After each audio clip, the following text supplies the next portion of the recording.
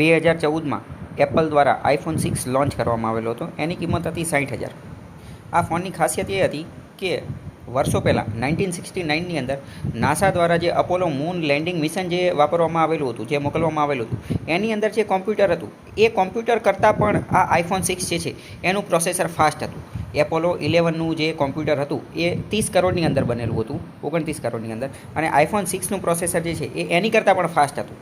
આવું કઈ રીતે થઈ શકે કે એક નાનો એવડો આઈફોન જે છે એ નાસા દ્વારા જે આખું મિશન બનાવવામાં આવેલું એપોલો મૂન લેન્ડિંગ મિશન એની કરતાં પણ ફાસ્ટ જે છે એ કઈ રીતે બની શકે? એની પાછળ આખો ખેલ રચાયેલો છે સેમિકન્ડક્ટરનો. સેમિકન્ડક્ટરની જે ચીપ છે એની ડિઝાઇન છે, એ ચીપ કેટલી મજબૂત છે, એ ચીપ કેટલી ફાસ્ટ છે, એના આધારે નક્કી થાય કે કોઈ પણ પ્રોસેસર, કોઈ પણ મોબાઈલ, કોઈ પણ કમ્પ્યુટર, કોઈ પણ ઇલેક્ટ્રોનિક ગેજેટ જે છે એ કેટલું ફાસ્ટ હશે. એ કોના આધારે નક્કી થાય? તો કે સેમિકન્ડક્ટરના આધારે. તો સેમિકન્ડક્ટરના ઇન્ટ્રોડક્શનમાં આ બાબત લખી શકાય છે. સેમિકન્ડક્ટર ઉપર ઓલરેડી ઘણા વિડીયો